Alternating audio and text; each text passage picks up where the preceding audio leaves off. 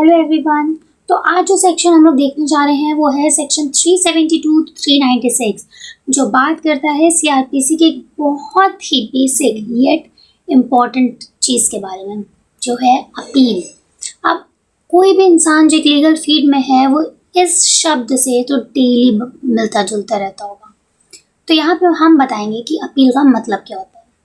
अब अपील का मतलब होता है कि अगर इन्फीरियर कोर्ट में मतलब जो सब ऑर्डिनेट कोर्ट है, छोटे कोर्ट्स हैं, फॉर एग्जांपल डिस्ट्रिक्ट कोर्ट है, उसने अगर कोई जजमेंट दी है और आपको वो नहीं अच्छी लगी है या आपको लग रहा है नहीं इसमें कोई फॉल्ट है, तो आप जाते हो उसके ऊपर वाले कोर्ट में, for example for that matter high court या सुप्रीम कोर्ट में अपनी जो ऑर्डर है उसको चेंज करवाने के लिए। उसको हम लेमन लैंग्वेज में ही अपील कहते हैं कि आप इन्फीरियर कोर्ट के जजमेंट को चेंज करवाने जा रहे हो सुपीरियर कोर्ट में। अब जो अपील होती है वो कंप्लेंट होती है सुपीरियर कोर्ट की, जो कि अगर इन्फीरियर कोर्ट ने कोई इनजस्टिस किया है या कोई गलत डिसीजन दे दिया है, चाहे वो प्रोसीजरल अनफेयर के चीज़ से रिलेटेड हो या फिर उन्होंने कोई ऐसा मैटर ऑफ लॉ या फिर मैटर ऑफ फैक्ट इग्नोर कर दिया है या मिस इंटरप्रिटेशन हो गई है मेरे एक्ट की लैंग्वेज को इंटरप्रेट करने के लिए, तो उन सब चीज़ को देखने के लिए आप अपील करते हो सुपीरियर कोर्ट में ताकि वो डिसीजन रिवर्स की जाए। अब अपील के जो सेक्शंस हैं वो है सेक्शन 372 to 394 जो कि चैप्टर 29 ऑफ सीआरपीसी में। यही चैप्टर अब बीएनएस में 31 हो चुका है जहाँ पे अपील डील की गई है। अब जो अपील के ऑब्जेक्टिव्स होते हैं वो यही होते हैं कि जो जस्टिस है उसको इंश्योर किया जाए।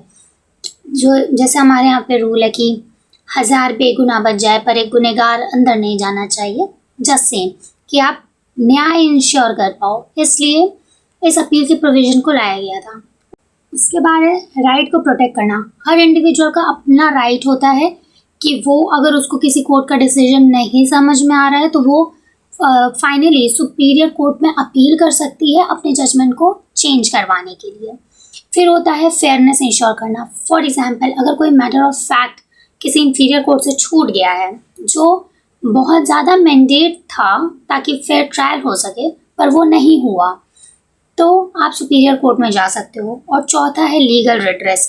अब ये लीगल रिड्रेस क्या है? ये एक पाथवे होता है जहाँ पे जो भी लीगल रेमेडी है जिसने भी रॉन्गफुल काम किया है उसके अगेंस्ट, तो आप सुपीरियर कोर्ट में जाके अपील करो कि आपका जो जजमेंट आया है वो फेयर नहीं रहा है किसी भी फ्लॉ की वजह से। अब हमारे सीआरपीसी में काफ़ी टाइप्स के अपील होते हैं। जैसे पहला होता है कोर्ट ऑफ सेशन में अपील।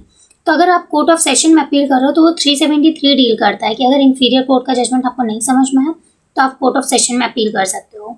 उसके बाद अपील फ्रॉम कन्विक्शन। अगर आपको कन्विक्शन हुई और आपको लग रहा है वो कन्विक्शन सही नहीं है तो आप सुपीरियर कोर्ट अपील कर सकते हो। Conviction by high court. अगर हाई कोर्ट ने दिया है कोई कन्विक्शन और आपको वो सही नहीं लग रहा है किसी इंपॉर्टेंट मैटर्स पे, तो फिर आप superior court, for that matter आप हाई कोर्ट के बाद सुप्रीम कोर्ट ही जाओगे। उसके बाद अगर किसी लोअर कोर्ट से आपको कन्विक्शन मिल गई है, आपको नहीं सही लग रहा है, आप सुपीरियर कोर्ट में, for that matter high court में आप अपील कर सकते हो। ऐसे प्रोविजन दिया है स्टेट अपील के थ्रू। अब स्टेट कब अपील कर रही है? फॉर एग्जाम्पल एक एक्यूज पर्सन है, ठीक है, उसको कन्विक्ट करने की जगह एक्विट कर दिया गया है। अब अगर एक्विट कर दिया गया है, for that matter state appeal कर सकती है उसके कन्विक्शन के लिए या फिर किसी के रिड्रेसल के लिए भी स्टेट अपील कर सकती है, और वो दिया है सेक्शन 377 में। और 378 में यही बताया गया कि अगर किसी एक्यूज्ड को एक्विट कर दिया गया है तो वो स्टेट अपील कर सकती है कन्विक्शन के लिए, फॉर दैट मैटर जो भी उसके लिए सही हो उसके लिए। फिर है appeal against conviction by high court in certain case. वही चीज़ है कि अगर किसी सर्टन केस में अगर कन्विक्शन हाई कोर्ट ने दी है तो अंडर सेक्शन 379 वो स्पेसिफिक प्रोविजन देता है कि अगर आपको एक्यूज्ड को कन्विक्ट करवाना है तो वहाँ पे आप अपील कर सकते हो इन द सुपीरियर कोर्ट। फिर है ग्राउंड्स ऑफ अपील। अब आप किस ग्राउंड पे अपील करोगे?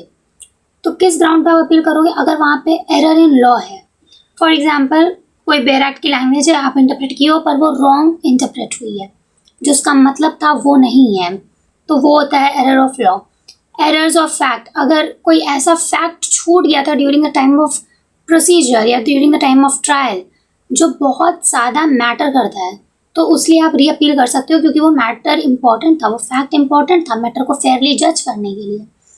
फिर है प्रोसीजर एरर। अगर कोई प्रोसीजर एरर हो जाता है ट्रायल को कंडक्ट करने के लिए।